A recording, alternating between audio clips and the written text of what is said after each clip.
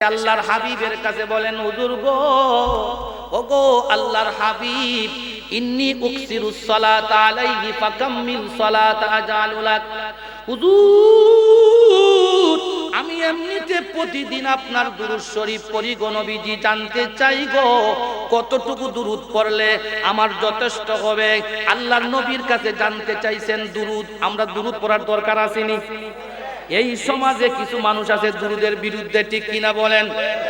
এই দুশমনদের পক্ষে আমরা নাই, ঠিক আছে তো ইনশাআল্লাহ। রাসূলের খিদমতে রাসূলের একজন সাহাবী আল্লাহর হাবিবের কাছে এসে বলেন, নবী গো, ওগো আল্লাহর হাবিব, জানতে চাই কতটুকু দুরূদ পড়লে আপনি নবীর উপরে পড়লে যথেষ্ট হবে, আপনি নবী খুশি হবেন। আল্লাহর নবী জানায়া দেন, ও সাহাবী শুনে রাখো, মাশিতা, তুমি দুরূদ শরীফ যতই পড়বা ততই তোমার জীবনের উপকার হবে। যেই মাত্র এই কথা বললেন, ওই সাহাবী যেই মাত্র তিনি শুনলেন উপকার হবে, তখন আমার ভাইয়েরা, ওই সাহাবী বলে, হুজুর আমি জানতে চাই কতটুকু দুরূদ পড়লে আমার যথেষ্ট হবে, আমি জানতে চাই। রাসূল বলেন, তোমার যতটুকু সময় ভালো লাগে এতটুকু সময় তুমি দুরূদ শরীফ পড়বা। ওই সাহাবী বলে, ফাইন ইয়া রাসূলুল্লাহ, ওগো আল্লাহর হাবিব, আমি জানতে চাই গো নবী, আপনি আমাকে দয়া করে সময়টা বলায়া দেন, কোন সময় পড়ব? রাসূল বলেন, মাশিতা, তুমি যত সময় পারো তত পড়ো। হে সাহাবী, আমি রাসূল তোমারে জানায়া দিলাম, ইদা ইয়াকফিকা হাম্মাকা ওয়া ইয়াগফিরু লাকা যামবাকা। ও সাহাবী, তুমি যত দুরূদ পড়বা তোমার জীবনের দুইটা লাভ হবে। বলেন কয়টা লাভ হবে? রাসূল বলেন, হে সাহাবী, তোমার জীবনের সময় যদি তুমি দুরূদের মধ্যে কাটায়া দাও তোমার জীবনের দুইটা লাভ হবে। ওগো নবী, কি লাভ হবে? নবী জানায়া দেন, তুমি যদি আমি নবীর উপরে দুরূদ পড়ো যাও, তাহলে তুমি জেনে রাখো, ইদা ইয়াকফিকা হাম্মাকা। ও সাহাবী শুনে রাখো, আমি রাসূলের পবিত্র জবান মুবারক থেকে তোমাকে জানায়া দিলাম, তোমার জীবনের যত পেরেশানি আছে মহান আল্লাহ পেরেশানি দূর করে দিবে।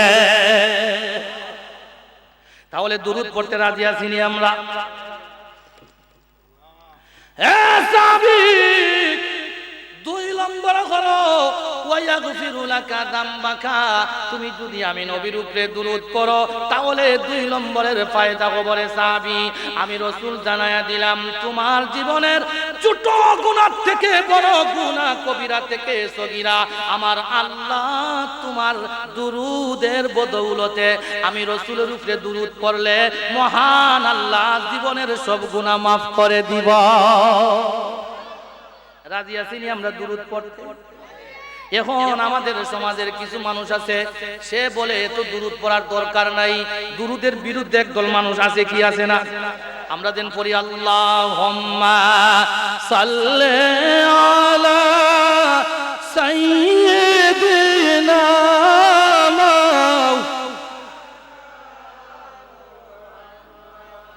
ওয়া আলা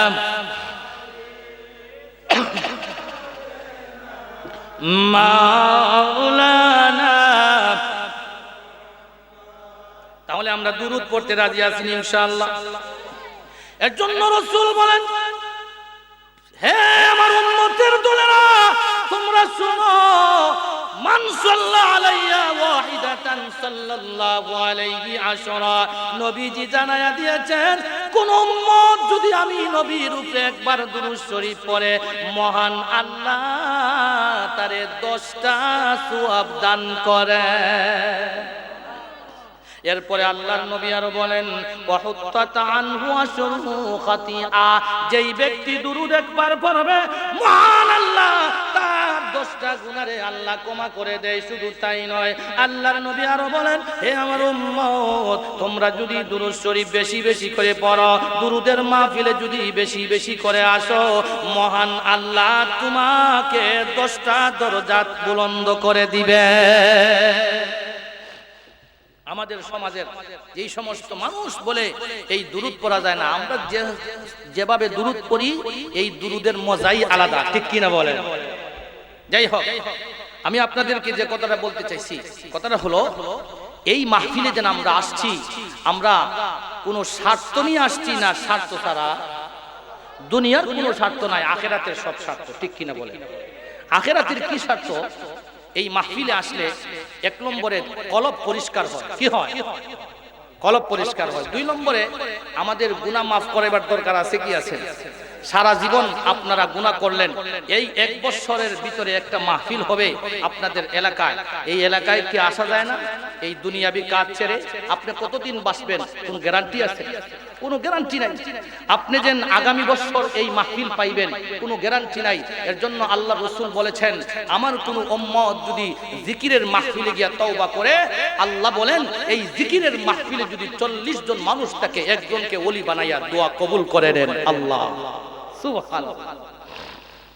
এর জন্য আমরা একটা আল্লাহর দরবারে মাফ চাওয়ার দরকার আছে কি আছে? তুমি আল্লাহ মালিকুল কাদির, বানাও কত বাদশারে ফকির। তুমি আল্লাহ মালিকুল কাদির, বানাও কত বাদশারে ফকির। এসব তোমার কুদরতেরই শান আল্লাহ পরওয়ার, গুনাহ খাতা মাফ করো আমার, বলেন গুনাহ খাতা মাফ করো আমার আল্লাহ পরওয়ার, গুনাহ খাতা। তুমি আল্লাহ মালিকুল কাদির, বানাও কত বাদশারে ফকির। এসব তোমার কুদরতের দান আল্লাহ পরওয়ার, গুনাহ খাতা মাফ করো আমার, গুনাহ খাতা মাফ করো আমার আল্লাহ পরওয়ার, গুনাহ খাতা আল্লাহ পরওয়ার, গুনাহ খাতা। না জানিয়া কইরাছি গুনাহ মাফ করে দাও সাই রাব্বানা, তুমি ছাড়া কে আছে বান্দার। না জানিয়া কইরাছি গুনাহ মাফ করে দাও সাই রাব্বানা, তুমি ছাড়া কে আছে বান্দার। আল্লাহ মেহেরবান, গুনাহ খাতা মাফ করো আমার, গুনাহ খাতা মাফ করো আমার আল্লাহ মেহেরবান, গুনাহ খাতা। তোমার যত বান্দা আছে, নারী বলো পুরুষ বলো, সবই যে ডাকে গো তোমার। তোমার যত বান্দা আছে,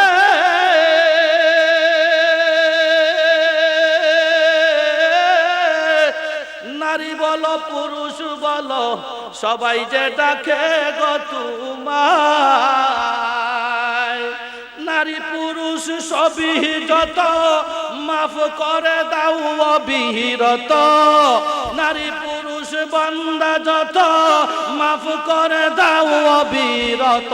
দয়া করো দয়ার আল্লাহ, দয়ায় যে তোমায়, দয়া করো দয়ার আল্লাহ, দয়ায় যে তোমার আল্লাহ পরওয়ার। গুনাহ খাতা মাফ করো আমার, গুনাহ খাতা মাফ করো আমার আল্লাহ পরওয়ার। গুনাহ খাতা, গুনাহ খাতা মাফ করো আমার আল্লাহ মেহেরবান। গুনাহ খাতা। মুর্শিদ আমার কলবে ডাক্তার আছে প্রমাণ তার, মুর্শিদ আমার কলবে ডাক্তার, ঠিক কিনা বলেন? মুর্শিদ ছাড়া এই দুনিয়ার জমিনে আপনি আপনি যদি চলেন তাহলে জাহান্নামে যাওয়ার সম্ভাবনা আছে কি আছে না? কারণ আমি বলি নাই, মহান আল্লাহ জানায়া দিয়েছেন, হে দুনিয়ার মানুষেরা শুনো, তোমরা যদি আমি আল্লাহরে ভয় করতে চাও তাহলে সর্বপ্রথম হলো তোমরা আমি আল্লাহরে তো ভয় করবাই, সাথে সাথে ওয়াকুনু মা'আস সাদিকিন।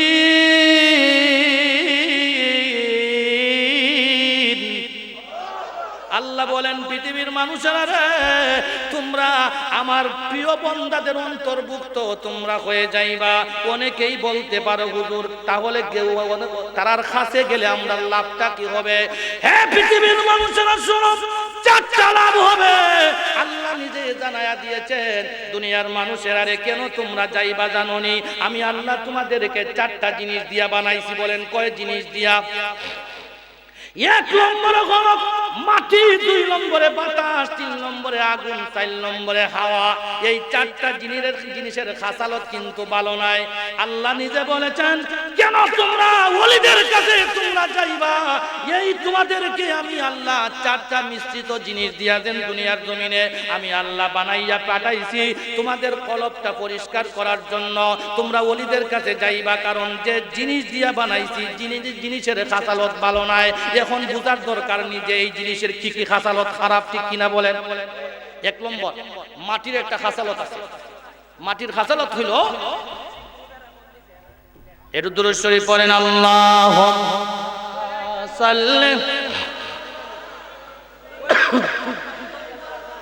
মাওলানা ওয়া আলা আলি মাও। হে পৃথিবীর মানুষেরা শুনো, আল্লাহ যে মাটি দিয়ে আমাদেরকে বানাইলো, মাটির কি খাসালত? এক নম্বরের মাটির খাসালত হইল লুকায়া রাখে। আমরা যে মাটির ভিতরে গ্যাস আছে, আমরা কি আপনারা পাইবেননি?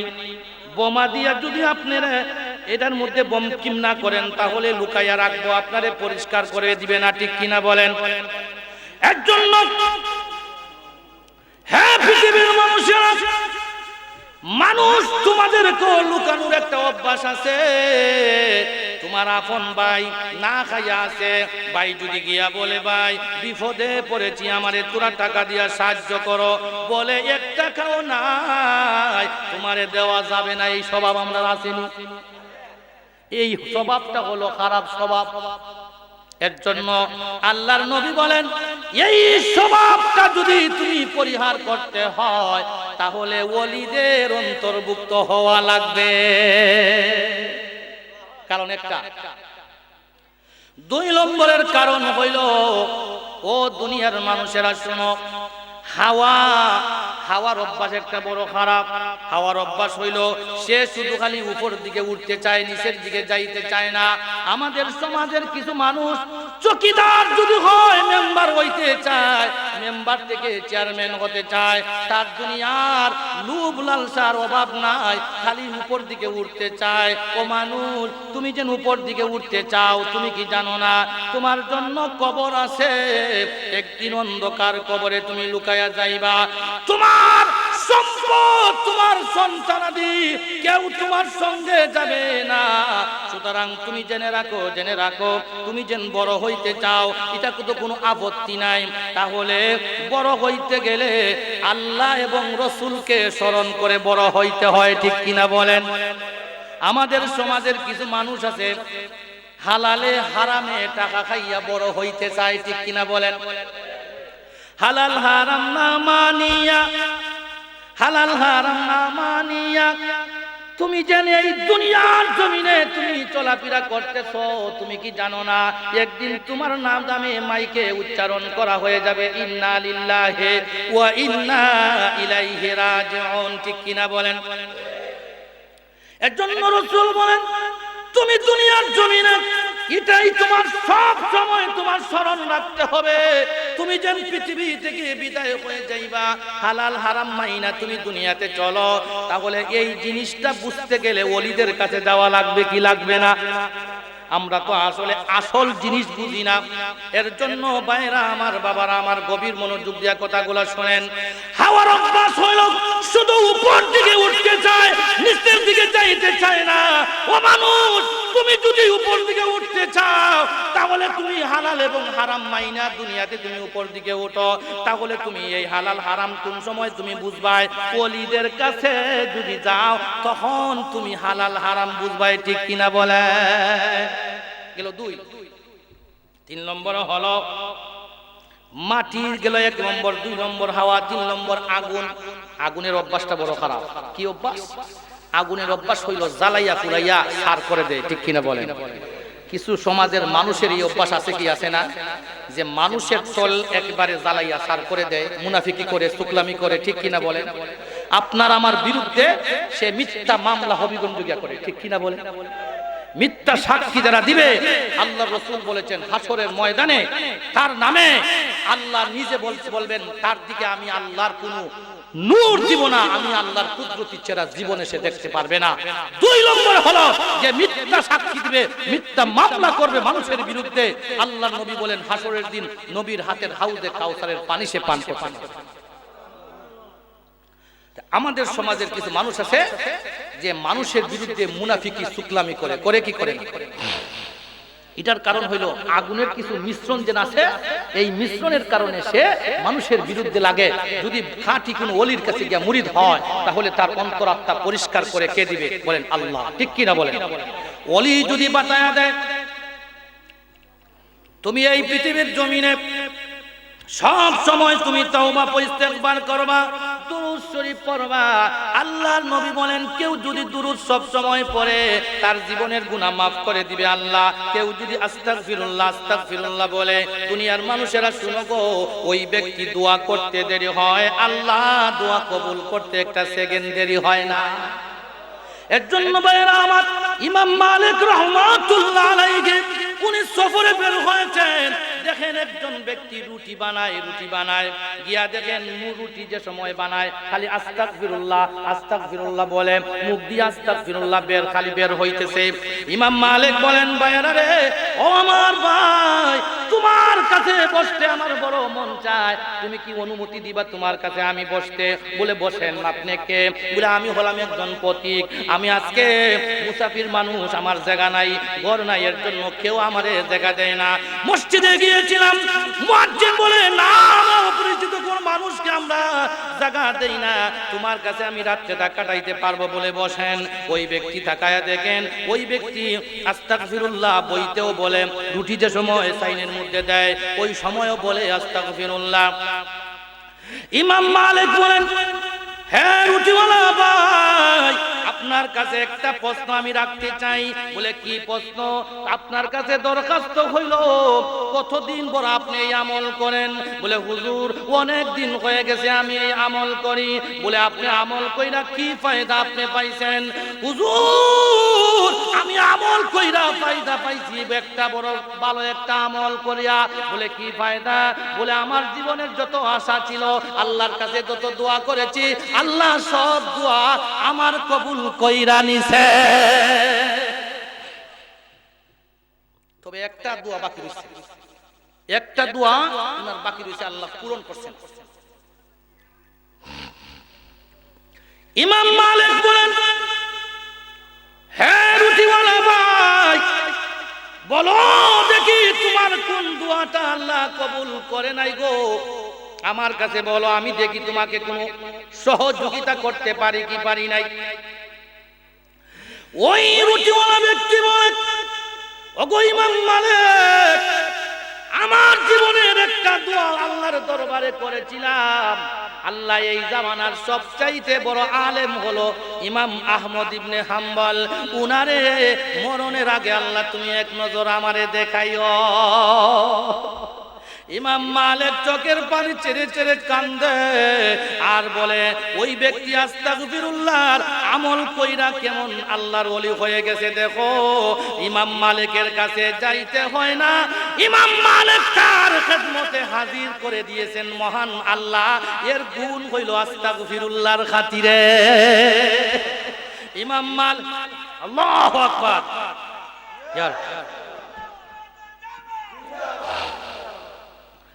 রে পথিক, তোমাকে আমি বলে দিতে চাই, তুমি আর ইমাম মালিক রে তুমি দেখতে হবে না। পথিক রে, ইমাম মালিক হইল আমি নিজে তোমার কাছে আইয়া হাজির হয়ে গিয়েছি। আমি তোমার খেদমতে আল্লাহ হাজির করাইয়া দিয়েছেন একটাই তোমার আমল, আমল হইল আস্তাগফিরুল্লাহর আমলের খাতিরে আমি নিজে ইমাম মালিক। যেই মাত্র ওই ব্যক্তি বলেছে আমি ইমাম মালিক, ওই ব্যক্তি কান্নার বলে হে আসমানের মালিক, আমার আর বুঝতে বাকি রইল না। আস্তাগফিরুল্লাহর আমার মুর্শিদ যেন আমারে বাতায়া দিয়েছিল আর বলেছিল যে তুমি এই আমল করবা বাবা, যেই আমল করলে সব সময় তোমার দোয়া আল্লাহ কবুল করবে। হে আল্লাহর ওলি, আমি বুঝতে আর দেরি নাই, আমি আল্লাহর দরবারে আর জীবনে আমার কোনো চাওয়া পাওয়া নাই। আপনার সাথে আমার দেখা হয়ে গিয়েছে, আমার জীবনের সব আশা পূরণ হয়ে গেছে। ভাইরা আমার, তাই আমি বলতেছিলাম আগুনের একটা অভ্যাস হইল জ্বালায়া পোড়ায়া চার করে দেয়। ঠিক তদ্রুপ তেমনি ভাবে ও পৃথিবীর মানুষ, তোমাদের একটা অভ্যাস বড় খারাপ, মানুষের বিরুদ্ধে তুমি চুকলামি করো, মুনাফিকি করো, মিথ্যা মামলা তুমি মানুষকে দাও। এর জন্য আল্লাহ নিজে বলেছেন ওয়াকুনু মাস সাদিকিন, সত্যবাদীদের সঙ্গী তুমি যখন হয়ে যাইবা তখন দেখবা ওই ব্যক্তির মতন তুমি যে পীর সাহেবের কাছে গিয়া মুরিদ হওয়ার কারণে ওই ব্যক্তির কলব পরিষ্কার হয়ে যাওয়ার কারণে ওই ব্যক্তি জীবনে মিথ্যা কথা বলে না। ওই তসবিহ যেন পড়ে, তসবিহ খালি পড়তে পড়তে যে দোয়াই করে আল্লাহ কবুল করে নেয়। ঠিক তেমনি ভাবে ও পৃথিবীর মানুষেরা, তোমরা যদি তোমাদের এই অভ্যাস থাকতে হয় তাহলে ওলিদের কাছে তোমরা যাইতে হইবা, তাদের অন্তর্ভুক্ত তুমি হইতে হবা। তাহলে জেনে রাখো গো, আগুনের মাধ্যমে যেন আল্লাহ কিছু মিশ্রণ দিয়ে তোমারে বানাইছে, ওই আগুনের খারাপ অভ্যাস তোমার কলব থেকে সেরে যাবে। ভাইরা আমার, এই হলো 3 নম্বর কারণ। 4 নম্বরের কারণ হইল পৃথিবীর মানুষেরা রে, গভীর মনোযোগ দিয়ে কথাগুলো শোনো। আমাদের সমাজের মানুষ কিন্তু লম্বা ওয়াজ শুনতে বড় বড় ভালো লাগে, আসল ওয়াজের দরকার আছে কি আছে না? কলব যদি পরিষ্কার না হয়, সারা রাত্রি ওয়াজ যদি করো তাহলে এই ওয়াজে তোমার কাজে দিবে না। ভাইরা আমার, বাবারা আমার, 4 নম্বরের অভ্যাসটা হইল, 1 নম্বরে হলো মাটি, 2 নম্বরে হলো আগুন, 3 নম্বরে হাওয়া, 4 নম্বরে হলো তোমাকে আল্লাহ বাতাস দিয়া দেন বানাইছে, ও পানি দিয়া দেন বানাইছে, পানির একটা অংশ। পানির একটা অভ্যাস বড় খারাপ। আপনাদের অভিগঞ্জের আউরে দিয়া যে সময় বর্ষাকালে পানি আসে তখন দেখবা মাঝে মধ্যে কিছু পানি আসলে 1 বিঘা 2 বিঘা জমিন লইয়া যায় না, হাওর লইয়া যায় কি যায় না? পৃথিবীর মানুষেরা শুনো, তোমাদের অভ্যাস হলো একটা, তোমাদের অন্তরের মধ্যে বড় লোভ আছে, পানিরও লোভ আছে। 1 বিঘা 2 বিঘা 1 কিয়ার আর 2 কিয়ার জমিন লইয়া যায় না, মানুষের হাজার হাজার কিয়ার লইয়া যায়। এটা হলো তার অভ্যাস খারাপ পানির। দুনিয়ার মানুষেরা রে, তোমাদের অভ্যাস হইল খারাপ, তোমাদের অন্তরে লোভ আছে। লোভ কইরা, লোভ হইল কি জানেননি? কোরআন হাদিস পড়লো না, ওলিদের কাছে গেল না, নিজে শুধু বড় হইতে কেমনে চায়, হালাল হারাম মানলো না, ওইভাবেই সে দুনিয়াতে চলে। লোভ তার সে কেমনে বড় হইতো, মানুষের বিরুদ্ধে 5,000 টাকা খাইয়া মিথ্যা সাক্ষী দিয়ে দেয়, ঠিক কিনা বলেন? এর জন্য রে বাবারা, গভীর মনোযোগ দিয়ে শোনো, আমার আল্লাহ কেন বললেন ওলিদের কাছে গিয়া তোমরা মুরিদ হও? এর জন্যই বলেছেন পানির অভ্যাস হইল লোভ সামলাইতে পারে না মানুষ। তোমারে যেন আমি আল্লাহ বানাইছি, তোমারে বানানোর মধ্যে পানির একটা মিশ্রণ দিয়েছি, এর জন্য তোমার স্বভাব হইল লোভের স্বভাব। ও মানুষ শুনে রাখো, তোমরা যদি এই অভ্যাস তোমরা ছাড়তে হয়, ওলিদের কাছে যাইতে হয়। একটু জিকির করেন আল্লাহ আল্লাহ আল্লাহ আল্লাহ আল্লাহ, জুড়ে আল্লাহ। ও প্রাণের মুর্শিদ, মুর্শিদ আমরা হইও গো কান্দাজি আল্লাহ। ও প্রাণের মুর্শিদ, মুর্শিদ আমরা হইও গো কান্দাজি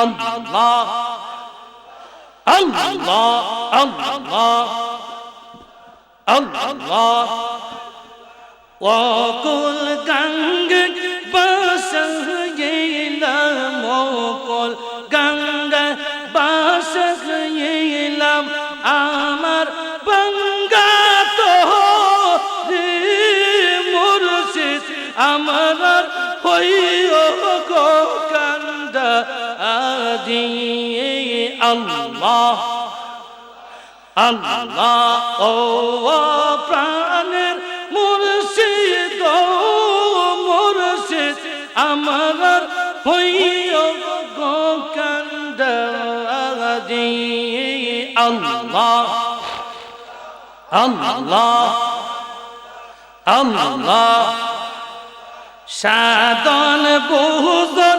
জানানায়া মার্গ মুর্শিদ জানা নায়া মাওয়ার তাই তো মুর্শিদ পাইতে চাই গো সর্বদাই আপনাই আল্লাহ আল্লাহ তাই তো মুর্শিদ সদাই তাকে তাই তো মুর্শিদ সদাই তাকে তোমার প্রেমের বিকারে মুর্শিদ আমার হইও গো কান্দা দিয়ে আল্লাহ আল্লাহ আল্লাহ আল্লাহ আল্লাহ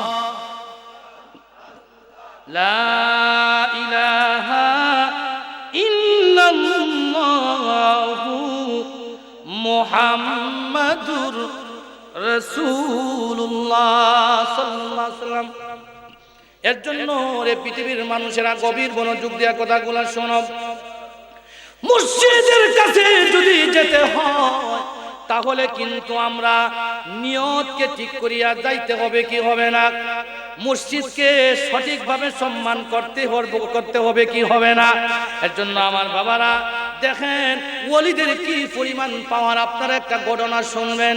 রাবিয়া বসুরি একদিন তিনি ধ্যানের মধ্যে বসেন।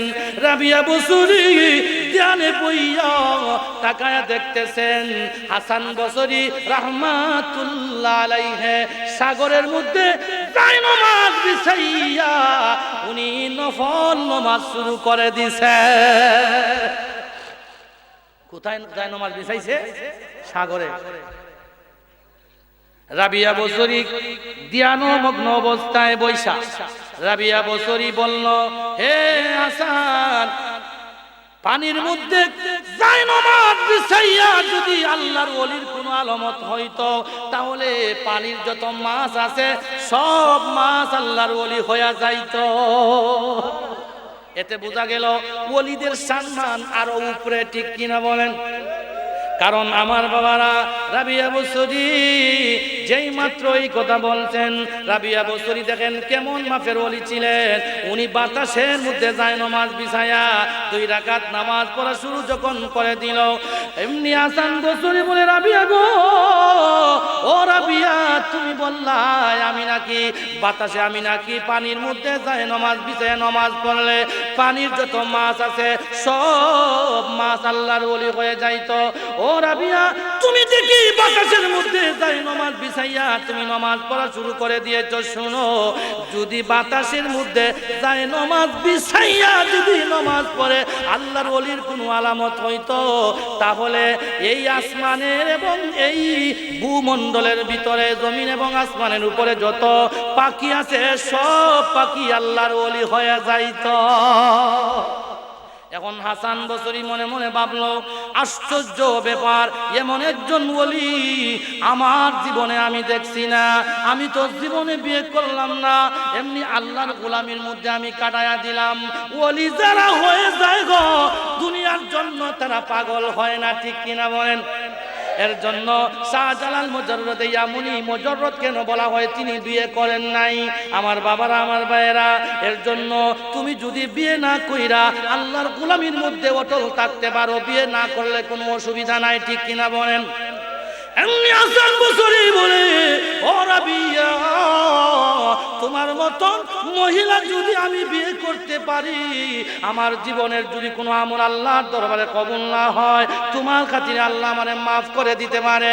রাবিয়া বসরির খেদমতে হাজির হইয়া রাবিয়া বসরিকে প্রশ্ন করা শুরু করে দিল, রাবিয়া গো, তোমার কাছে আমার একটা প্রশ্ন। বলে কি? বলো। তুমি যদি আমার কাছে বিয়ে বসো, তোমার মতন একজন মহিলাকে আমি বিয়ে করতে চাই। তোমার মতন মহিলাকে যদি আমি বিয়ে করতে পারি গো রাবিয়া, আমি হাসানের জীবন ধন্য হয়ে যাবে। রাবিয়া বসরি বলে, হে আল্লাহর ওলি হাসান বসরি, তুমিও তো একজন বড় আলেম, তুমিও তো আল্লাহর একজন ওলি, যে নমাজ বিছাইয়া নমাজ পড়ছো, অবশ্যই তুমি আল্লাহর ওলি। আমি বিশ্বাস করি গো, তোমার মতন স্বামী যদি আমি পাই, আমি রাবিয়ার জীবন ধন্য হয়ে যাবে। ও আল্লাহর ওলি, আমিও তোমার কাছে বিয়ে বসতে চাই। আল্লাহর ওলি গো, আমি আপনার কাছে 4টা প্রশ্ন করতে চাই। এই 4টা প্রশ্নের জবাব যদি আমার তুমি দাও, আল্লাহর কসম বলছি, তোমার মতন স্বামী আমি রাবিয়ার জীবনে দরকার। আল্লাহর ওলি, আপনি দয়া করে আমার 4টা প্রশ্নের জবাব দেন। আপনি তো একদিকে আল্লাহর ওলি, আর একদিকে আপনি বড় একজন মুহাদ্দিস, আপনি অবশ্যই প্রশ্নের জবাব দিতে পারবেন। রাবিয়া বসরি বলে, আল্লাহর ওলি, আমাকে জলদি করে দেন, আমিও আপনার মতন স্বামীর দরকার। বলে কি প্রশ্ন? তুমি জলদি করে বলো। হে আল্লাহর ওলি, 1 নম্বরের প্রশ্ন হইল গো আল্লাহর ওলি, আমার মরণ যখন হবে, ও আল্লাহর ওলি বলো গো, আমার মরণটা ঈমানের সাথে হবে না বেঈমান অবস্থায় হবে? কেমন প্রশ্ন করছে বুঝছেন? আপনারা কয়দিন মরণ কোন অবস্থায় হবে চিন্তা করছেননি? হাজার হাজার ওয়াক্তের নামাজ আপনি পড়ছেন না। পৃথিবীর মানুষ, নামাজ যে তুমি পড়লাই না, আল্লাহর আদালতে কি জবাব দিবা? রাবিয়া বসরি বলতেছে, মরণ কোন অবস্থায় হবে গো, আমারে দয়া করে আপনি বলতে যদি পারেন। আল্লাহর ওলি, ওয়াদা দিলাম গো, আপনার কাছে আমি রাবিয়ার এখনই বিয়া হয়ে যাবে। আল্লাহু আকবার, জিন্দাবাদ। হে আল্লাহর ওলি, আমাকে যদি প্রথম প্রশ্নের জবাব দিতে পারো, ওয়াদা দিলাম তোমার কাছে আমি রাবিয়ার বিয়ে হয়ে যাবে। আল্লাহর ওলি রে, যেই মাত্র এই প্রশ্ন রাবিয়া করেছে, রাবিয়া বসরি করার সাথে সাথে হাসান বসরির চোখ দিয়া পানি আসে আর বলে, রাবিয়া গো, এমন প্রশ্ন করেছো গো রাবিয়া, এই প্রশ্ন তো আমার জীবনের প্রশ্ন। ও রাবিয়া, আমি যখন ঘুমাই, আমি যখন বালিশের মধ্যে আমি যখন মাথা দেই, হ্যাঁ রাবিয়া, আমি হাসান বসরি এই টেনশন করি গো, আমার মরণ ঈমানের সাথে হবে না বেঈমান অবস্থায় আমার মরণ হবে, ওই টেনশন গো রাবিয়া আমি করি। ও গো রাবিয়া, এটা তো দুনিয়ার কোনো প্রশ্ন নয়, এই প্রশ্নটা হলো আখিরাতের প্রশ্ন। হ্যাঁ রাবিয়া বসরি, আমি কেমনে বলবো তোমার মরণ ঈমানের সাথে হবে না বেঈমান অবস্থায় তোমার মরণ হবে? আমি তো বলতে পারবো না, আমি জানি না। বলো, তোমার আর কোনো প্রশ্ন যদি থাকে আমাকে বলতে পারো। আমি নিজেও কান্দি, নামাজে দাঁড়াইয়া আমি এই কান্দা ওই কান্দি, ঘুমাইয়া আমি কান্দি, চলতে ফিরতে এই আমি কান্না কান্দি। এর জন্য দুনিয়ার মানুষেরা রে, আল্লাহর ওলি যারা হয়ে গিয়েছে, দুনিয়ার জন্য পাগল নাই, মরণের জন্য সে পাগল, ঠিক কিনা বলেন? হ্যাঁ, আল্লাহর ওলি কোনো অসুবিধা নয়। প্রথম নম্বর প্রশ্ন পারেন নাই, আরো 3টা প্রশ্ন আছে, যদি আপনি 3টা প্রশ্নের জবাব দিতে পারেন, আমি আপনার কাছে বিয়ে বসবো। হাসান বসরি গো, আমারে বলো, এই টেনশনে আমার রাত্রি হলে ঘুম আসে না। হে আল্লাহর ওলি রাবিয়া, বলো দেখি তোমার 2 নম্বরের প্রশ্ন। আল্লাহর ওলি বলে, ও রাবিয়া, বলো দেখি তোমার কি প্রশ্ন? রাবিয়া বসরে বলে, আল্লাহর ওলি, 2 নম্বরের প্রশ্ন হইল, আমি যখন কবরে যাব, নবীজি বলেছেন কবরে গেলে যারা দুনিয়ার জমিনে নাফরমানি কইরা যাবে, কবরে যাওয়ার পরে তার 3টা শাস্তি হবে। বলেন কয়টা শাস্তি? কবরে যে আযাব মানুষ যদি জানিত, কবরে যে আযাব মানুষ যদি দেখিত, গরবারি ইচ্ছা দিয়ার মানুষ পালাইত, গরবারি ইচ্ছা দিয়ার মানুষ পালাইত। হে আল্লাহর ওলি, বলো দেখি, নবী বলেছেন যারা দুনিয়াতে নাফরমানি কইরা যাবে, কবরে যাওয়ার পরে তিনটা শাস্তি হবে। এক নম্বরের শাস্তি হইল ইয়াদিফুল কবরু আলাইহি আত্তা তাখতালিফা আবলাউহুম, কবরে যাওয়ার পরে ওই ব্যক্তিরে কবরে এমন জোরে চাপ দিবে তার এক পাজরের হাড্ডি অন্য পাজরের সাথে মিলা যাবে। ওই চাপ দেওয়ার সাথে সাথে আমার নবী বলেন ইয়াসিহু সাইহাতান, ওই ব্যক্তি এত জোরে চিৎকার দিবে, মানুষ আর জিন্নাত যদি চিৎকার শুনত পানের কানের পর্দা পাইটা যাইত।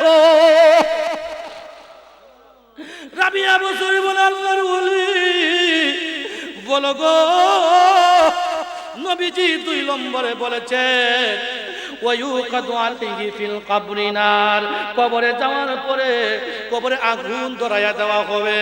3 নম্বরে হলো ওয়ায়ুসাল্লিতু আলাইহি ফিল কবরি সুবান, কবরে এত বড় বিশাল বড় ওয়াজাগর চাপ দেওয়া হবে, যে হিসাবের নখ থাকবে লোহার নখ, যে হিসাবের নখ এত বড় থাকবে। আল্লাহর নবী বলেন ওই সাপের নখ এত বড় হবে, কোন ব্যক্তি যদি সকাল থেকে সন্ধ্যা পর্যন্ত হাঁটতে থাকে দিন শেষ হয়ে যাবে, সাপের নখ শেষ হবে না। হে আল্লাহর ওলি, বলো আমি কবরে যাওয়ার পরে অন্ধকার কবরে যখন আমি যাব, ওই কবরে আমাকে 3টা প্রশ্ন করা হবে। মার রাব্বুকে ওয়া মা নাবিয়ুকা ওয়া মান দীনুকা, এই 3টা প্রশ্ন যখন আমাকে করা হবে, হে আল্লাহর ওলি বলো দেখি আমি সেই প্রশ্নের জবাব দিতে পারবো কি পারবো না।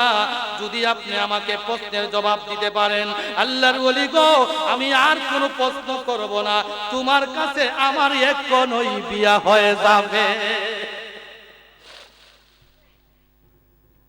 আপনাদের কষ্ট হয় না? শুনতে রাজি আছেন ইনশাআল্লাহ?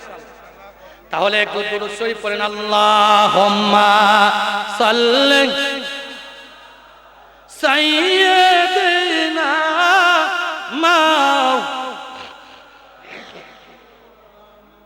ওয়া আলা আলি মাওলানা।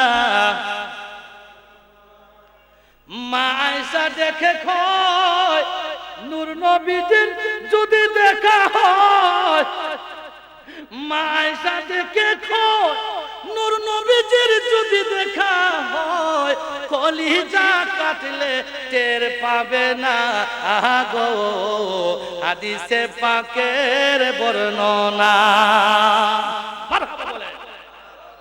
মা আয়েশা দেখে কয় নূর নবীজির যদি দেখা হয়, কলিজা কাটলেও টের পাবে না রে, হাদিসে পাকের বর্ণনা। সিদ্দিকে আকবরের দাবি দেখবে যদি একবার নবী, সিদ্দিকে আকবরের দাবি দেখবে যদি একবার নবী, অন্তরে আর জ্বালা থাকবে না গো, হাদিসে পাকের বর্ণনা গো, হাদিসে পাকের বর্ণনা। হে দুনিয়ার মানুষেরা শোনো, রাবিয়া বসরি বলে আল্লাহর ওলি বলো দেখি আমাকে কবরের আযাব দেওয়া হবে কি হবে না, তিনটা প্রশ্নের জবাব আমি দিতে পারবো কি পারবো না। আল্লাহর ওলি রে, এই প্রশ্নের জবাব যদি দিতে পারি আমার জীবন ধন্য হয়ে যাবে। আমার বাবারা, আমার বাবা কবির মনোযোগ দিয়া কথাগুলা শুনেন। হাসান বসরি বলে, মাতা জুলাইয়ার বলে, ও রাবিয়া তুমি যা প্রশ্ন করলাই দুনিয়ার কোনো কিতাবের একটা প্রশ্ন নয়, আখিরাতের সব প্রশ্ন। আমি মনে করেছিলাম আমারে তুমি আগের দুনিয়ার প্রশ্ন করবা। হে রাবিয়া, আমার নিজের অন্তরের মধ্যে এই টেনশন, আমি মরণের পরে কবরে যখন যাব আমার আত্মীয় স্বজন সবাই আমাকে রাইকা একা চলে আসবে। ওই দিন আমি এই তিনটা প্রশ্নের জবাব যদি দিতে না পারি কবরের মধ্যে আযাব শুরু হয়ে যাবে, আগুন জ্বালায় দেওয়া হবে। হে আল্লাহর ওলি রাবিয়া, আমি তোমার এই প্রশ্নের জবাব দিতে পারবো না। হে পৃথিবীর মানুষ, গভীর মনোযোগ। রাবিয়া বললেন আল্লাহর ওলি, হে আল্লাহর ওলি, কোনো অসুবিধা নয়, দুই প্রশ্ন পারেন না, আরো দুইটা প্রশ্নের জবাব আছে। দুইটা প্রশ্নের মধ্যে যদি একটা প্রশ্নের জবাব দিতে পারো আল্লাহর ওলি ওয়াদা দিলাম আমি রাবিয়া তোমার কাছে আমি বিয়ে বসবো। 2 নম্বরের প্রশ্ন হইল হাসরের কঠিন ময়দানে যখন আমি উঠবো, আল্লাহর নবী বলছেন হাসরের কঠিন ময়দান এমন অবস্থা হবে মানুষ 73টা দলে বিভক্ত হয়ে যাবে। অন্য বর্ণনা আছে সবে মিলে আমার বাবারা, আমার ভাইয়েরা আদম নবীর কাছে যাবে, নূহ নবীর কাছে যাবে, শীষ নবীর কাছে, সবে মিলা যাবে, কিন্তু নবী ছাড়া ওই হাসরের ময়দানে কোনো রিহাই না। রাবিয়া বললেন আল্লাহর ওলি, আমি জানতে চাই আমাকে যখন হাসরের কঠিন ময়দানে তোলা হবে ওই হাসরের ময়দানে আল্লাহ ওয়ালাদের লাইনে আমি দাঁড়াইতে পারবো কি পারবো না, ওলিদের লাইনে দাঁড়াইতে পারবো কি পারবো না। কারণ আল্লাহ কোরআনে বলছেন ওয়ামতাজুল ইয়াউমা আইয়ুহাল মুজরিমুন, আল্লাহ বলবেন ইমতাজু, আলাদা হয়ে যাও, আইয়ুহাল মুজরিমুন, হে নাফরমানের দল, হে নাফরমানের দল, তোমরা যারা কোরআনের খতমকে অস্বীকার করেছো, তোমরা যারা জিয়ারতকে অস্বীকার করেছো, তোমরা যারা নামাজকে, তোমরা দুরূদকে অস্বীকার করেছো, তোমরা যারা আল্লাহমি আল্লাহর নাফরমানি করেছো, তোমরা যারা ওলিদের কাছে বায়াত গ্রহণ না করে পথভ্রষ্ট হয়েছিলে, তোমাদের দল আবাল আল্লাহ ওয়ালাদের দলের মধ্যে তোমাদের কোনো জায়গা নাই, তোমরা চলে যাও নাফরমানদের দলে। আমার আল্লাহ ওয়ালা নবী ওলিদের দলের মধ্যে তোমাদের কোনো জায়গা নাই। ও হাসান বসরি, আমি জানতে চাই হাসরের ময়দানে আল্লাহ ওয়ালাদের লাইনে আমারে দাঁড় করাইব কি করাইব না আল্লাহ, এটা আমি জানতে চাই। আল্লাহ তো জানায়া দিয়েছেন হাসরের ময়দানে যারা উঠবে আল্লাহ জানায়া দিবেন, বলবেন সালামুন কাওলাম মির রাব্বির রহিম। আল্লাহ হাসরের ময়দানে আল্লাহ ওয়ালা যারা আল্লাহর ওলির মুরিদ, যারা আল্লাহর ওলিদের দলের অন্তর্ভুক্ত, যারা হাসরের কঠিন ময়দানে আল্লাহ জানায়া দিবেন সালামুন কাওলাম মির রাব্বির রহিম, আমি আল্লাহর পক্ষ থেকে তোমাদেরকে সালাম। দুনিয়ার মানুষ আপনারা সালাম চান না আল্লাহর দরবার থেকে আপনারা এই ঘোষণা শুনতে চান যে আল্লাহ বলবেন নাফরমান তুমি চলে যাও, না শুনতে চান যে আল্লাহর দলে তোমরা দাঁড়াও? কোনটা শুনতে চান বলেন? আল্লাহ ওয়ালাদের লাইনে। ওই রাবিয়া বসরি উনাকে প্রশ্ন করছে, হ্যাঁ আল্লাহর ওলি, আমাকে তুমি বলো দেখি আমি হাসরের ময়দানে আল্লাহ ওয়ালাদের লাইনে আমি দাঁড়াইতে পারবো কি পারবো না? তুমি যদি আমারে এই গ্যারান্টি দিতে পারো গো, আমিও তোমারে গ্যারান্টি দিলাম তোমার কাছে আমার বিয়ে হয়ে যাবে। তুমি বলছো এমন একজন মহিলা বিয়ে করলে তোমার জীবন ধন্য হয়ে যাবে। হে আল্লাহর ওলি, আমিও তোমার মতন স্বামী চাই, তোমার মতন স্বামী যদি পাই আমিও তো বিয়া বইতে রাজি, বসতে রাজি। আল্লাহর ওলি রে, বলো দেখি আমি আল্লাহ ওয়ালাদের লাইনে দাঁড়াইতে পারবো কি পারবো না? হাসান বসরি বলে রাবিয়া গো, যা প্রশ্ন করেছো গো রাবিয়া, দুনিয়ার লোভের প্রশ্ন নয়, দুনিয়া হাসিলের প্রশ্ন নয়। হে আল্লাহর ওলি, না না না আমি দুনিয়ায় চাই না গো, আমি মরণ পরে যদি আমার জীবনটা আমার শান্তি হয়ে যায় আমি সেটা চাই। বলো গো, আমার মরণের পরে আমার কোন অবস্থা হবে? আল্লাহর আদালতে আল্লাহ ওয়ালাদের লাইনে দাঁড়াইতে পারবো কি পারবো না? হাসান বসরি বলে, ও রাবিয়া, আমি যখন ঘুমাই আমার ঘুম আসে না, আমার ওইটাই টেনশন হাসরের ময়দানে। আল্লাহ যদি বলেন, ও হাসান বসরি, তোমার জীবনের নামাজ, তোমার জীবনের তেলাওয়াত আমার দরবারে কবুল হয় নাই, এর জন্য আমি যখন নামাজে দাঁড়াই তখন আমার চোখ দিয়া অটোমেটিক পানি পড়ে। আল্লাহর ওলি, কোনো অসুবিধা নয়, তিনটা প্রশ্নের জবাব তুমি পারছো না গো বলি। হ্যাঁ আল্লাহর বন্ধু, কোনো অসুবিধা নয়, 4 নম্বরের প্রশ্নের জবাব যদি দিতে পারো, আল্লাহর কসম করি বলি এক্ষুনি তোমার কাছে আমার বিয়ে হয়ে যাবে। 3টা পারছো না, কোনো অসুবিধা নয়। হাসান বসরি ভাবলো, মনে হয় রাবিয়া বলবো দুনিয়ার কোনো প্রশ্ন। রাবিয়া ডাক দিয়ে বলে, হে আল্লাহর ওলি, আসরের কঠিন ময়দানে, মুসিবতের দিনে আমরা যখন আসরের ময়দানে উঠব, নবী বলছেন 3 জায়গায় নবীকে পাওয়া যাবে। বলেন কয় জায়গায়? হে পৃথিবীর মানুষেরা, হযরতে বিলাল, এই ঘটনাটা বললেই 4 নম্বরের প্রশ্নের কথা বলবো। রাসূল যখন দুনিয়া থেকে বিদায় হবেন, বিলাল রাসূল দেখতেছেন না, আবু বকরকে বলতেছেন, আবু বকর তোমরা দেখি আসলা, আমার বিলাল দেখি আসতেছে না। আবু বকর গিয়া বললেন, বিলাল রে, রাসূল বলেছেন তুমি যাওয়ার জন্য, রাসূলে তোমাকে দেখতে চায়। বিলাল কান্দে আর বলে, আবু বকর আমি তো গেলে আমার অন্তরটা আমি রাখতে পারবো না, রাসূল পৃথিবী থেকে চলে যাক, আমি বিলাল আমি এটা চাই না। হযরতে বিলাল গিয়া রাসূলের সামনে গিয়া কান্দে। রাসূল বলেন, বিলাল রে, কেন তুমি কান্দো রে? বিলাল কি হয়েছে তোমার? বিলাল বলে, হুজুর আপনি পৃথিবী থেকে বিদায় হয়ে যাবে, এটা আমি বিলালে বরদাস্ত করতে পারি না।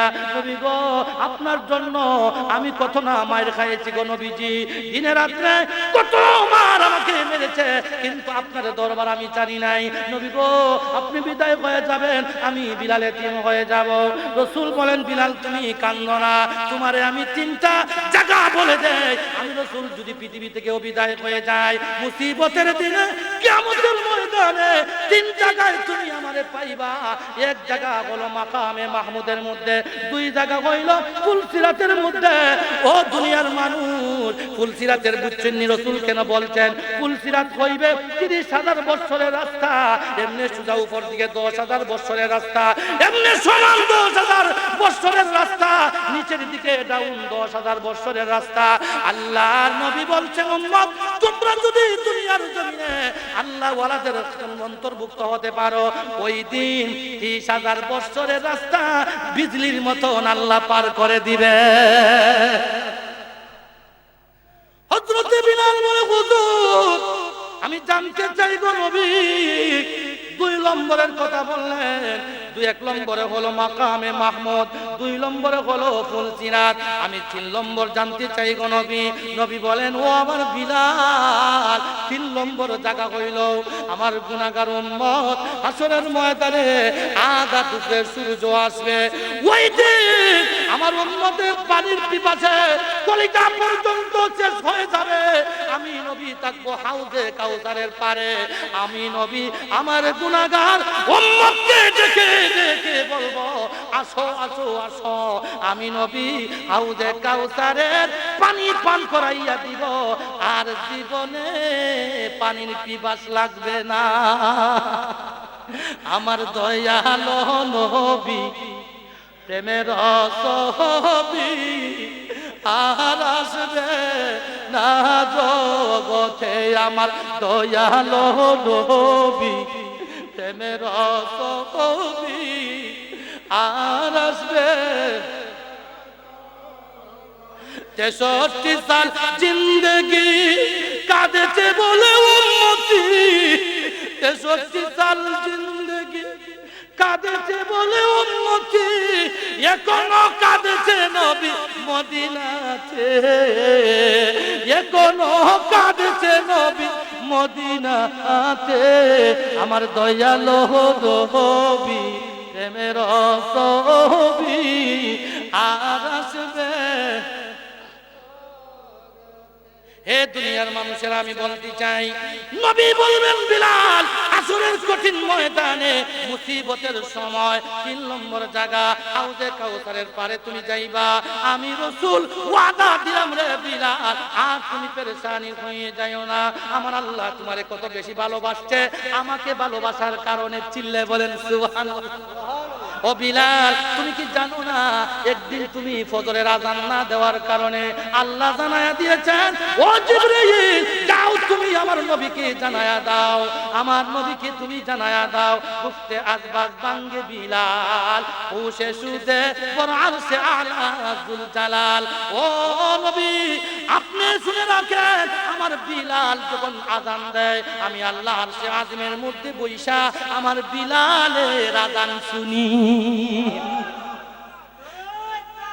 আল্লাহু আকবার। ইয়া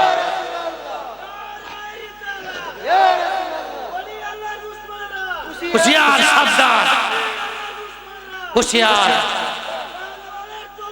গর্জে উঠে কারকবার, গর্জে উঠে কারকবার, গর্জে উঠে কারকবার, মারহাবা, হুশিয়ার, সাবধান।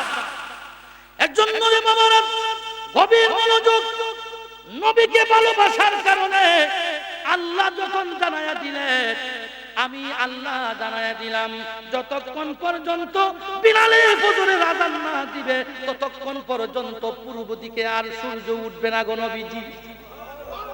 নবী গো, ওগো রাহমাতুল লিল আলামিন, জিবরাইল যখন নবীকে এই কথা বলল, জিবরাইল তখন বলার পরে নবী ভালো জানায়া দিলেন, গুফতে আযান ইমরুদে সুদ পাসুর হুজুর শুধু মুসল্লি রাহাত শয়তানে নফর। এ জিবরাইল, তুমি আমারে বললা আজকে কেন ফজরের আযান মসজিদে হইল না? আমি রাসূল নয়া মুয়াজ্জিন দিয়েছি, মুয়াজ্জিনের কণ্ঠ বিলালের কণ্ঠের চাইতে আরো সুন্দর, বিলালের আযানের চাইতে আরো বড় আযান, সুন্দর উচ্চ কণ্ঠে আযান হয়েছে। জিবরাইল বলে আল্লাহ জানায়া দিয়েছেন, আমার হযরতে বিলাল যখন আযান দেয় আরশে আজিমে বৈশা আল্লাহ রাব্বুল আলামিন বিলালের আযান শুনতে পান। কিন্তু জেনে রাখো নবী গো, আল্লাহ জানায়া দিয়েছেন আমার বিলাল যেন আযান দেয়। আমার বাবারা, আমার ভাইয়েরা, আপনার কাছ থেকে আমি জানতে চাই, বিলাল যেন এত বড় মর্যাদাপূর্ণ কেমনে হইল? রাসূলকে ভালোবাসার কারণে। আমরা তো এখন রাসূল নাই, ওলিদের যুগ, ওলিকে ভালোবাসতে হবে কি হবে না? হে পৃথিবীর মানুষেরা, তাই নবী বললেন, ও বিলাল, তুমি কি জানো না তোমার আযান না হইলে আল্লাহ পূর্ব দিকে সূর্য উঠাবে না? বিলাল রে, আমি নবী তোমাকে জানায়া দিলাম, আসরের কঠিন ময়দানে উম্মতি উম্মতি বলে কাঁদবো ঠিক, তুমি যখন আমার সামনে যাইবা আমি তোমাকে আমার হাত দিয়া হাউজে কাউসারের পানি তোমাকে পান করাইব। যে হাউজে কাউসারের পানিগুলো দুধের চাইতে আরো সাদা, মধুর চাইতে আরো মিঠা, ঠান্ডা বরফের চাইতে আরো ঠান্ডা। এমন অবস্থা মানুষে যখন পান করবে, আল্লাহর নবী বলেন যতই গরম হোক না কেন অন্তর ঠান্ডা হয়ে যাবে। হযরতে বিলাল বলেন, ওগো নবীজি, আপনি আমার জন্য দোয়া করবেন, আল্লাহ যেন বাকি জীবনটা তুমি নবীকে ভালোবেসে যাইতে পারি। একজন পৃথিবীর মানুষ রাবিয়া বসরির কথা বুঝলেন না।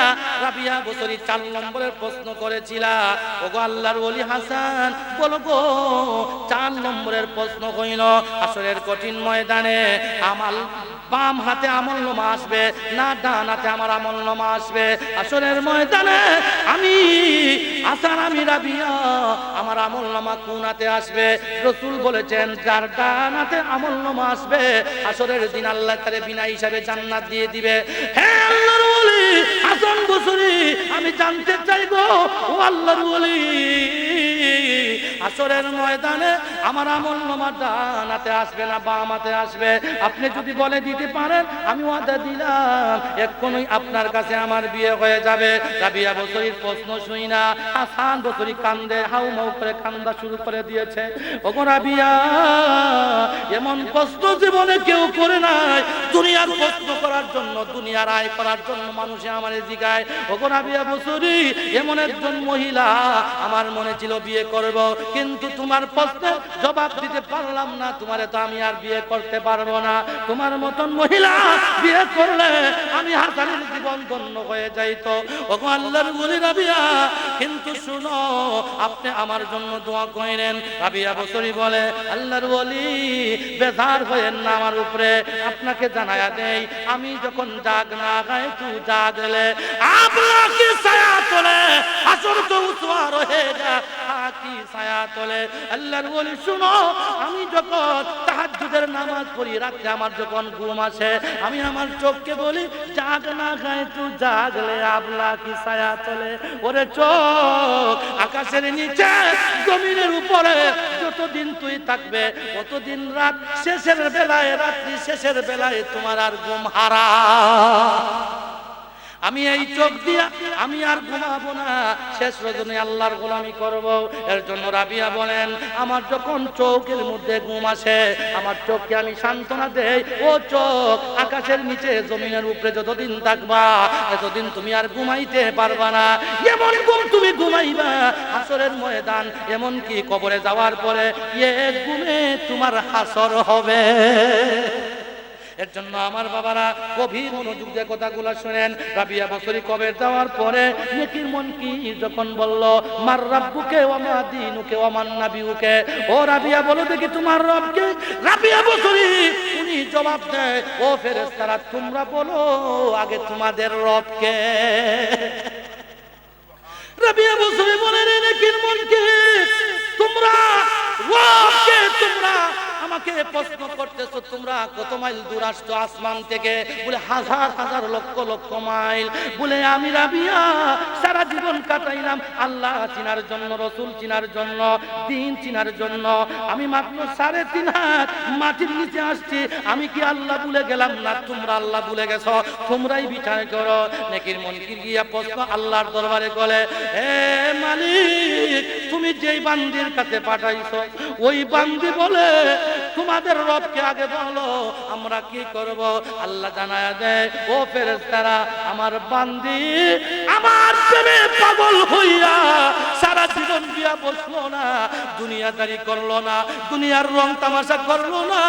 আমি আল্লাহ ঘোষণা দিলাম, আমার জান্নাতুল ফেরদাউসের জান্নাতের দরজা আমার রাবিয়া বসরির কবরে তোমরা কিয়ামত পর্যন্ত এক কইরা দাও। আল্লাহু আকবার।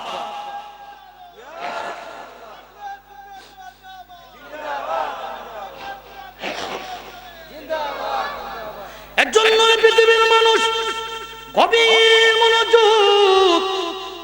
রাবিয়া বসরি উনি হাঁটতে পারে না, বুড়া হয়ে গেছে।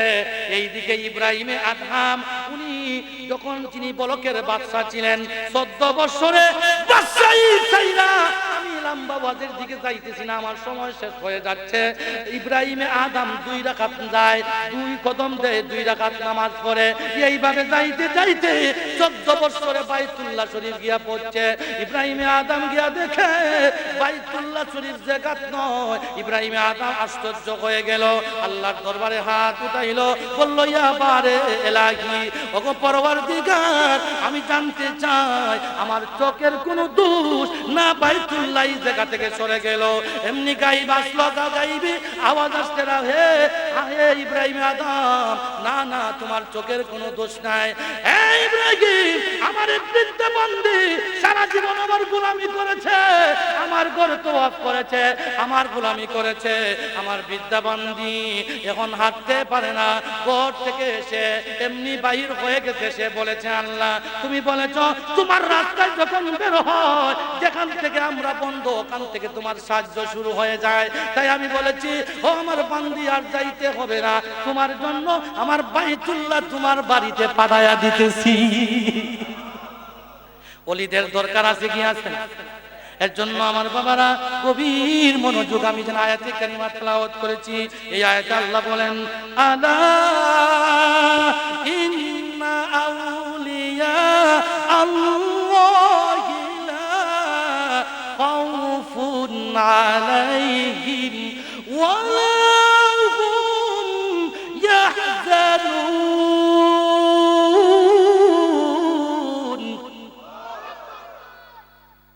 যারা আমি আল্লাহকে ভয় করে, আলাপ কান পেতে শুনো, ইন্না আউলিয়া আল্লাহ, যারা আমি আল্লাহর বন্ধু হয়ে গিয়েছে, লা খাউফুন আলাইহিম ওয়া লা হুম ইয়াহজানুন, তাদের কোনো ভয় নাই, তাদের কোনো ডর নাই।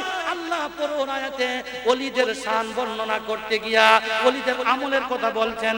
যেই ব্যক্তি সে বলবে, এক নম্বরের হইল আল্লাযীনা আমানু ওয়া কানু ইয়াত্তাকুন।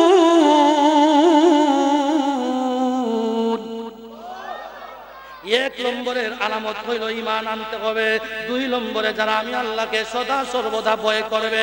একজন পৃথিবীর মানুষেরা কোন আয়াতে আল্লাহ বলেন, লাহুমুল বুশরা ফিল হায়াতুদ দুনিয়া ওয়া ফিল আখিরাহ লা তাবদীলা লিকালিমাতিল্লাহ যালিকাল ফাওজুল আযীম। আমার আল্লাহ জানায়া দেন, পৃথিবীর মানুষেরা যারা ওলি হবে তারা কিন্তু আমি আল্লাহর উপরে পাক্কা ঈমানদার। দুই নম্বরে হলো আমি আল্লাহকে তারা ভয় করবে। যদি আমলগুলা তারা করতে পারে, আমি আল্লাহ জানায়া দিলাম তাদের জন্য সুসংবাদ হইল, আসরের ময়দানে আমি আল্লাহ তাদের জন্য জান্নাত বানায়া রাখছি। এটা দুরূদ শরীফ পড়েন, আল্লাহুম্মা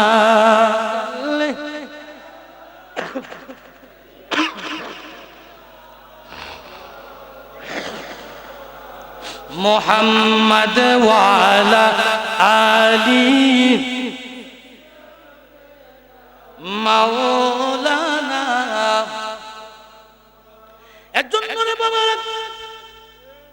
আপনারা অবশ্যই খাজা বাবার নাম শুনছেন সবাই, ঠিক কিনা বলেন?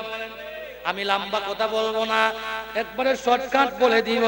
খাজা মুঈনুদ্দিন চিশতি আজমিরি রাহমাতুল্লাহ আলাইহি, উনি যখন নবীর রওজার সামনে গিয়া দাঁড়াইলেন, আসসালাতু আসসালামু আলাইকা ইয়া রাসূলুল্লাহ বলে সালাম দিলেন, এমনি তিনি দেখতে পান এত সুন্দর চেহারার মানুষ যখন মুরাকাবার মধ্যে বসছেন, কে যেন বলে, হে মুঈনুদ্দিন, আর মদিনায় থাকার তোমার দরকার নাই, তোমাকে আমি রাসূল, আমি তোমাকে ভারতের বেলায়েতের দায়িত্ব দিয়ে দিলাম। আমি লম্বা ওয়াজ করব না, সোজা তিনি চলে আসলেন। কিন্তু আসার সময় অনেক ঘাটে তিনি যাইতে হয়েছে। ওনার পীর হলেন খাজা উসমান হারুনি। এই কথা যদি যাই 2 ঘন্টা লাগবে। উনি যখন গেলেন ইন্ডিয়ার জমিনে, ওই আজমির শরীফের মধ্যে যখন গেলেন, আমার বাবারা, আমার ভাইয়েরা, ওলিদের সম্মান বলতে গিয়ে আমি আসলে ঘটনাটা নিয়ে আসছি। উনি যখন গেলেন, পৃথ্বীরাজ ছিল তখন বড় একটা রাজা ছিল তদানীন্তন সময়ের। তখন পৃথ্বীরাজে যখন সংবাদ পাইল যে মুসলমান একজন সাদত পুরুষ আসছে, ওনার সঙ্গী সাথী অনেক মানুষ, এখন যখন গেল, মানুষেরা গিয়া বলে, ও পৃথ্বীরাজ, ও জাহাপনা, দেখেন আপনি ঘটনা, ওরা মুসলমান, আমরা হলাম যাতে হিন্দু, ওরা যদি ওই আনা নদীর পানি যারা যদি ব্যবহার করে তাহলে নাপাক হয়ে যাবে। চিল্লায় বলেন নাউজুবিল্লাহ। তখন ওই ব্যক্তি সেনাবাহিনী প্রেরণ করলো। সেনাবাহিনী পেশে এসে বলে, হে আল্লাহর ওলি, হে মুসলমান সাদত পুরুষ, তোমার আমি জানায়া দেই একটা কথা, তুমি এই আনা নদীর পানি তুমি স্পর্শ করতে পারবা না। যেই মাত্র খাজা মুঈনুদ্দিন চিশতিকে এই কথা বলল, খাজা মঈনুদ্দিন চিশতি বললেন এই নদী তো তোমাদের নাই, ওই নদী হইল, ওই সাগর হইল উনার, যিনি তোমাকে আমাকে আসমান জমিন লৌহ কলম বানাইছে, ঠিক কিনা বলেন? উনি বলেন যখন উনার সাথে বিয়াদবি করলো, যেই মাত্র উনার বেলায়েতের চক্ষু দিয়া যখন তাকাইলো, সাথে সাথে যেমনি বসা ছিল এমনি বইসা রইছে। মাটি উনার কথা শুনেছে, সাথে সাথে মাটি উনাকে চমকের মতন আটকায় ফেলেছে। আল্লাহু আকবার বলেন। হে পৃথিবীর মানুষ, গভীর মনোযোগ। খাজা মঈনুদ্দিন আজমিরী চিশতি রাহমাতুল্লাহ আলাইহি যেই মাত্র এই ঘটনা ঘটায়া দিলে, তখন পৃথ্বীরাজ বলল, এ তো চৌকাশ বাহিনী আমি প্রেরণ করলাম, অনেক সময় হয়ে গেল, যাও তোমরা গিয়া দেখে আসো। যখন আরো বড় বাহিনী আসছে, সবাই এসে দেখে খাজা মঈনুদ্দিন চিশতির ওনার সামনে ফকিরের মতন তারা বইসা রইছে। সুবহানাল্লাহ। যখন তারা এসে বলল, হে মুসলমান সাধক, এই আনা নদীর পানি তুমি ব্যবহার করতে পারবে না। বলে ঠিক আছে তোমরা দাঁড়াও। যেই মাত্র দাঁড়াইবার কথা বইছে, এমনি উনাদেরকে মাটি গ্রাস করে ফেলছে। এর জন্য রে বাবারা গভীর মনোযোগ, জাদুঘর পাঠাইছে। ওজয় পাল ছিল বড় একটা জাদুঘর। সে জাদু, সে বুঝতে পারছে ওনার কাছে জাদু আছে। কি ওনাদের জাদু ছিল? কারামত ছিল। ঠিক কিনা বলেন? ওলিদের কারামত এখনো পৃথিবীতে আছে কি আছে না? একদল আছে না পৃথিবীতে, ওলিরা মানে না, ঠিক কিনা?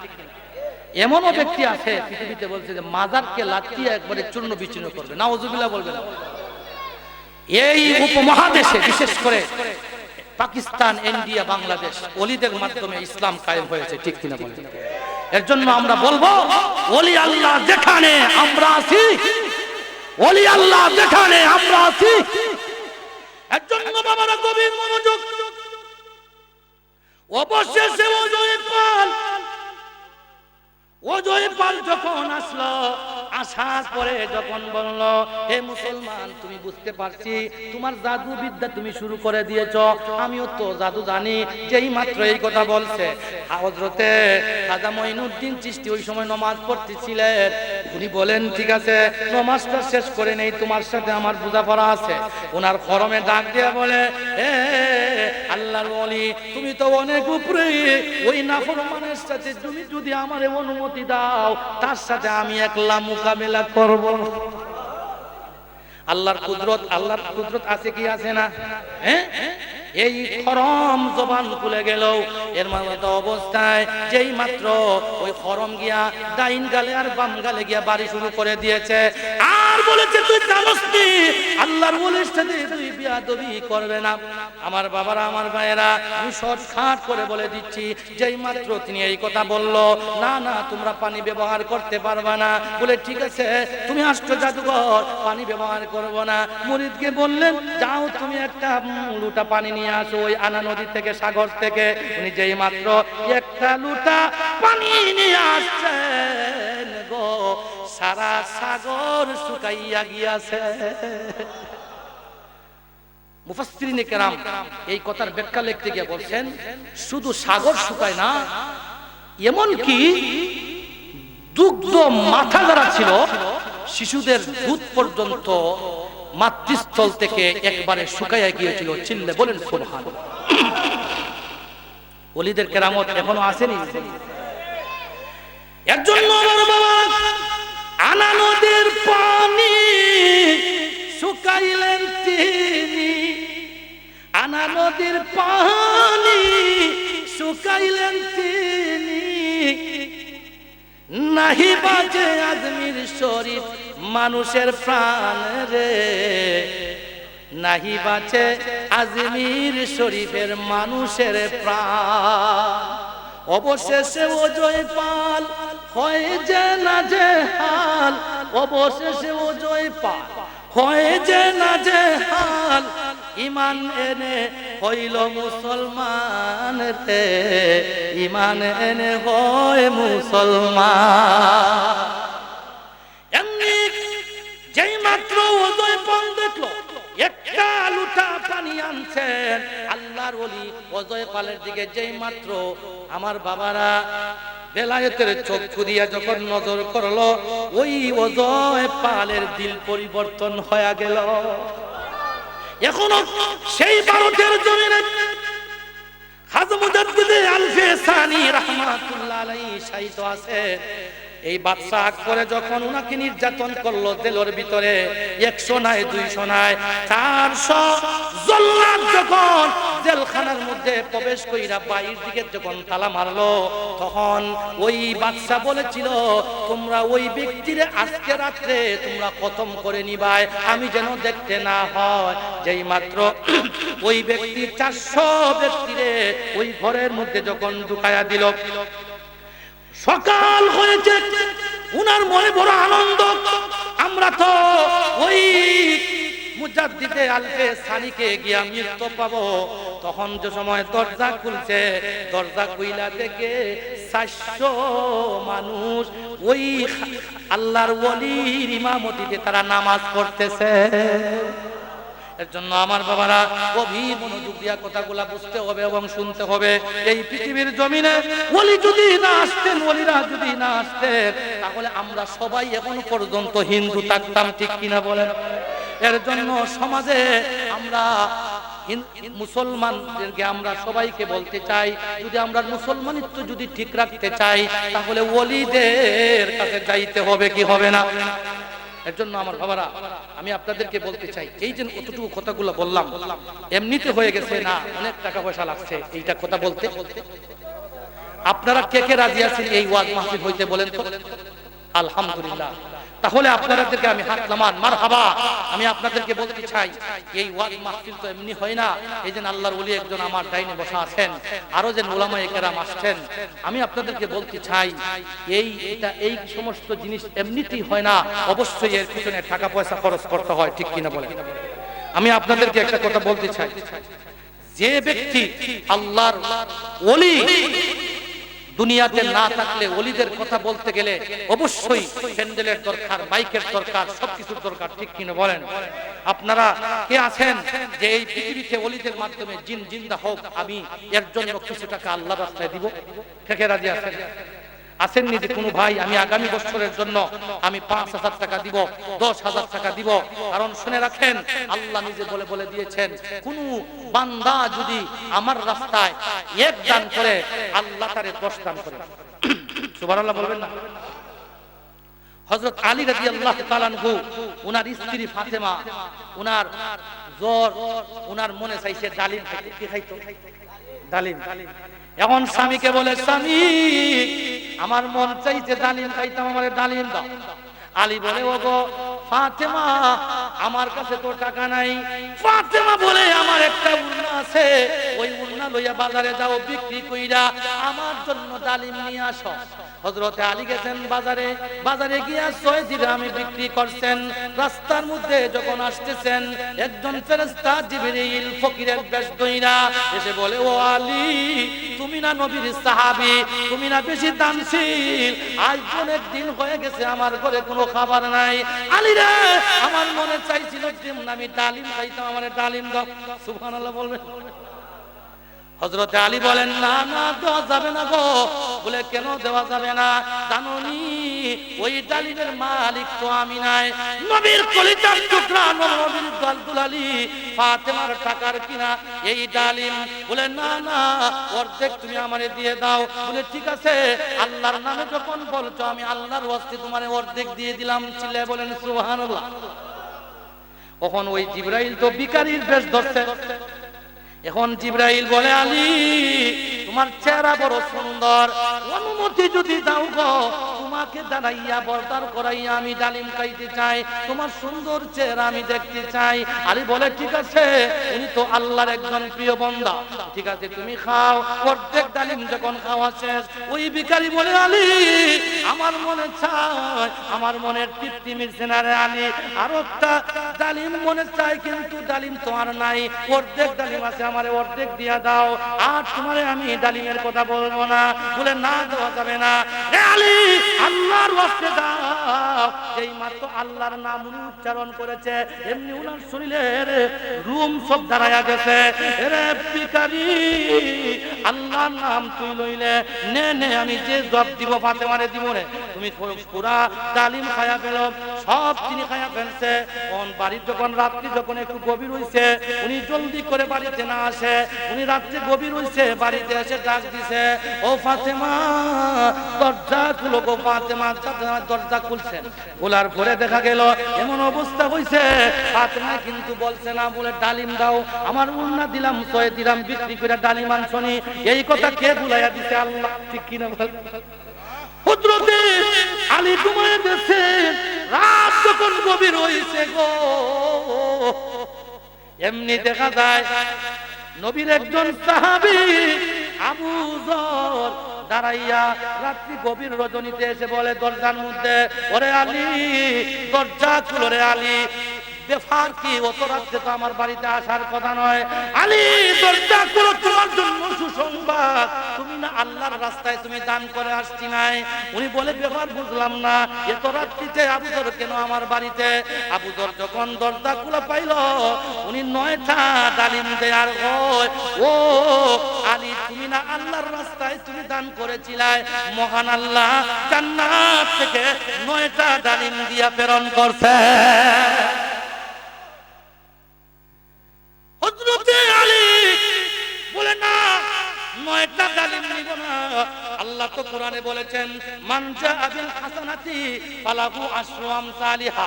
কেউ যদি আল্লাহর রাস্তায় এক দেয়, আল্লাহ দেয় 10। সুবহানাল্লাহ বলবেন।